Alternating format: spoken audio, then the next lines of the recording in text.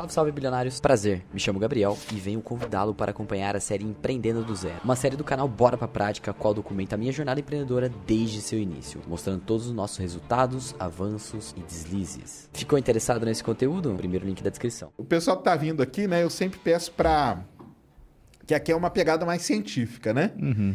Então, eu falo assim, né?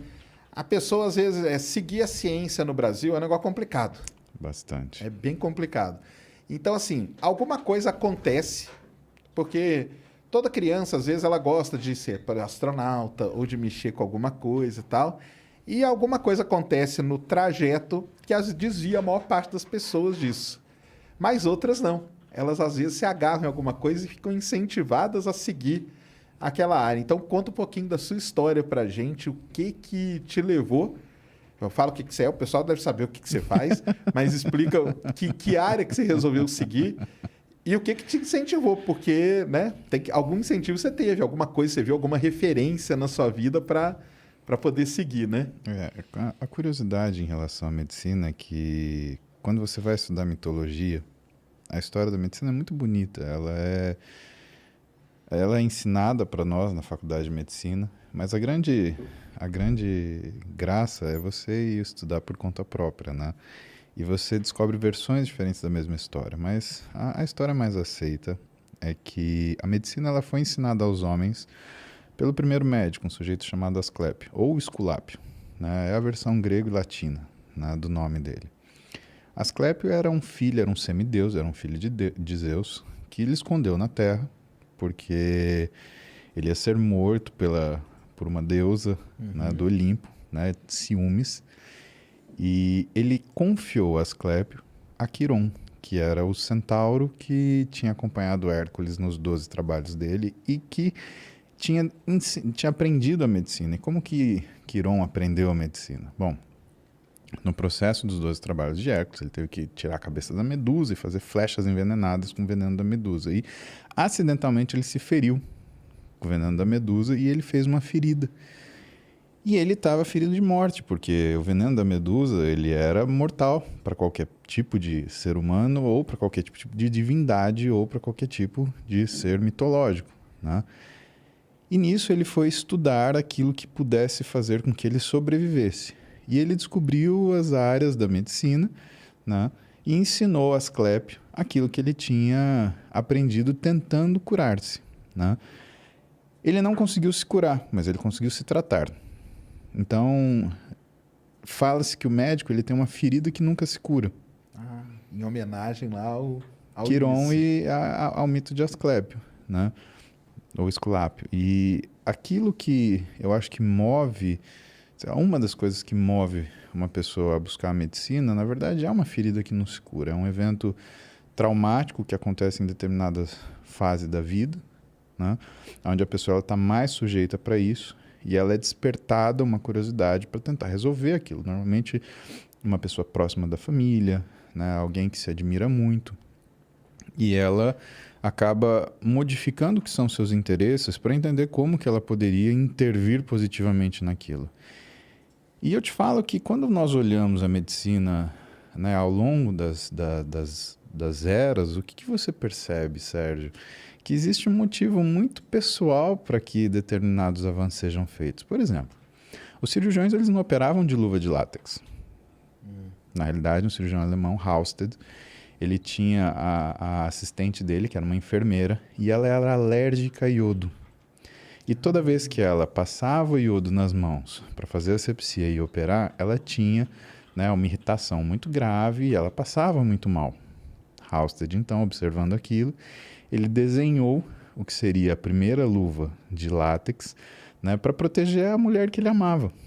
Que legal. Você quer um motivo mais pessoal que isso? Nobre, né? Até, Nobre, né? E que hoje, né, o que seria, né, a própria cirurgia? Você tem a pinça de Halsted, você tem técnicas, você tem a luva cirúrgica desse sujeito. Pensa que a luva que é atemporal, ele é o símbolo da preocupação de um homem pela mulher que ele amava.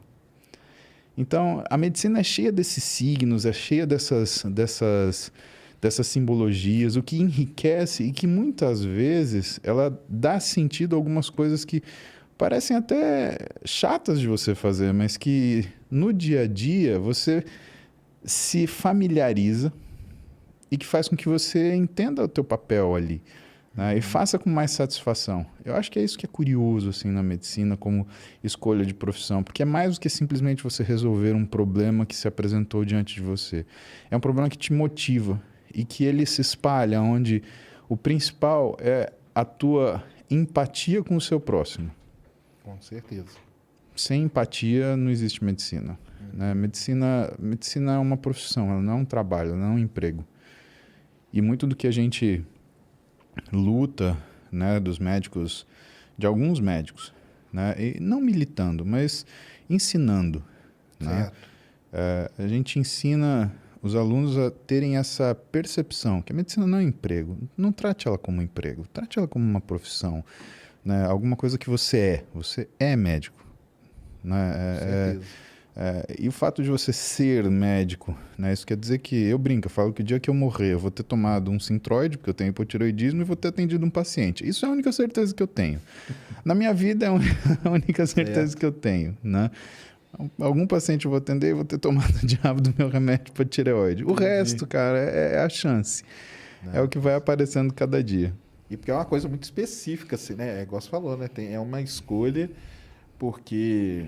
Tipo, o cara pode ficar em dúvida entre, sei lá, jornalismo e administração. Medicina não, né?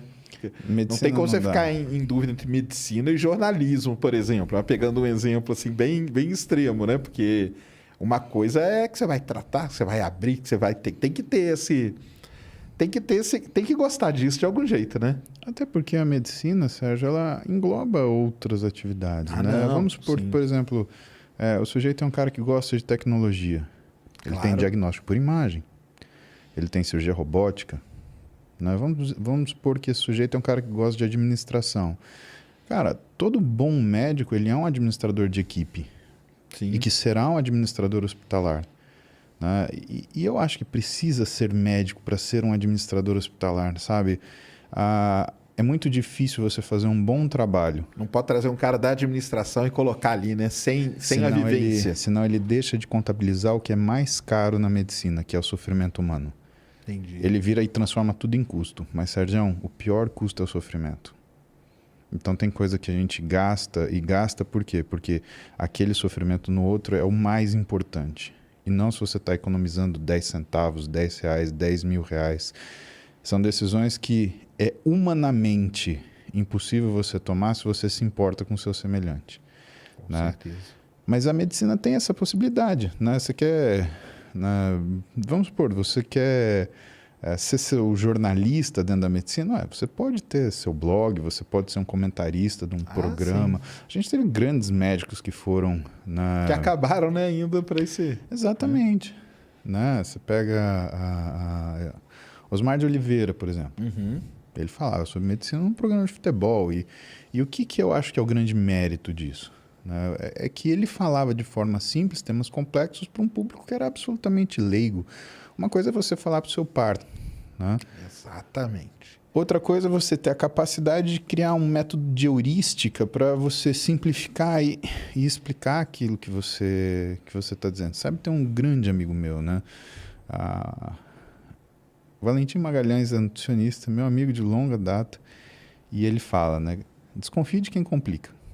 É verdade.